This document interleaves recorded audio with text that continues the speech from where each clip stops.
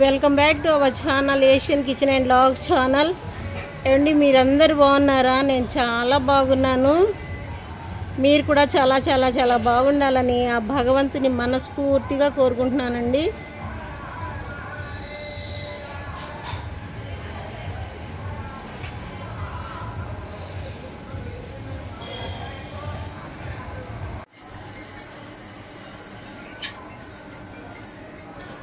ఈరోజు cooking video చూడండి.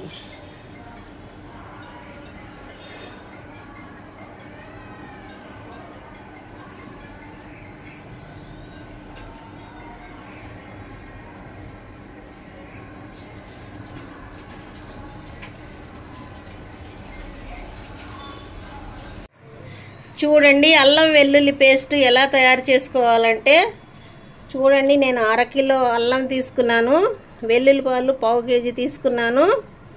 చూడండి అల్లం వెల్లుల్లిపాయలు ఇలా ఉంటాయి కదా. ఇలా అల్లం కొంచెం కచ్చపచ్చగా పొట్టు తీసుకోవాలి, వెల్లుల్లిపాయలు కూడా అలాగే తీసుకోవాలండి. తీసుకొని చిన్న ముక్కలుగా కట్ చేసుకొని మిక్సీ జార్లో వేసుకోవాలి. కాస్త ఉప్పు పసుపు వేసి మిక్సీ జార్లో మిక్సీ పట్టుకోవాలండి.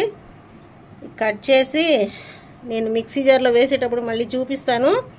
చూడండి అల్లం వెల్లుల్లి పేస్ట్ ఇలా తయారు చేసుకోవాలి. ఫ్రెష్గా ఎప్పటికప్పుడు చేసుకొని ఉంచుకుంటే ఫ్రిడ్జ్లో ఇది 2 నెలలైనా ఉంటుంది, బయట పెట్టుకుంటే 1 నెల రోజులైనా ఉంటుందండి. ఏమి పాడవదు ఇలా చేసుకుంటే. చూడండి ఫ్రిడ్జ్ లేని వాళ్ళు బయట కూడా 1 నెల రోజులు పెట్టుకోవచ్చు. ఫ్రిడ్జ్ ఉన్న వాళ్ళైతే 2 నెలలు 3 నెలలైనా వస్తుందండి. ఇలా నీట్గా చేసుకుంటే అల్లం వెల్లుల్లి పేస్ట్ చాలా టేస్టీగా ఉంటాయండి కర్రీస్.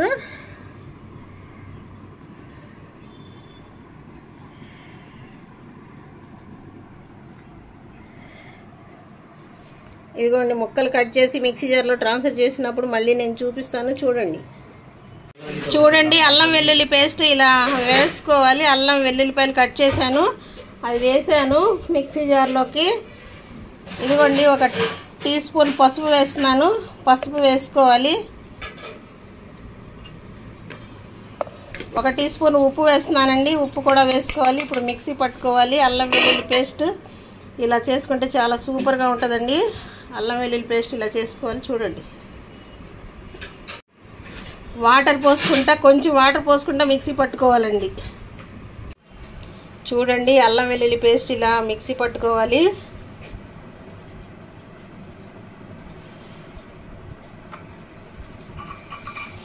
మీరు కూడా ఇలా ట్రై చేసి చూడండి.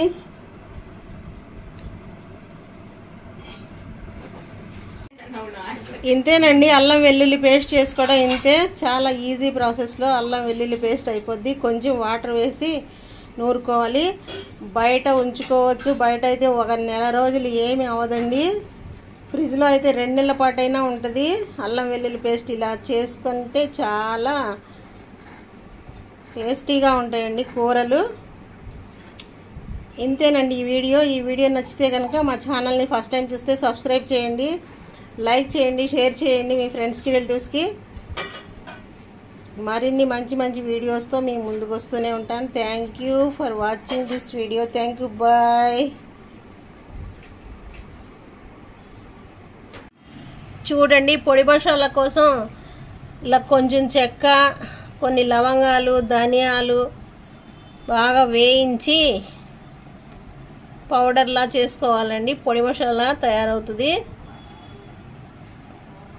1/2 కేజీ ధనియాలు అయితే 50 గ్రాములు సరిపోతాయండి. లవంగాలు, చెక్క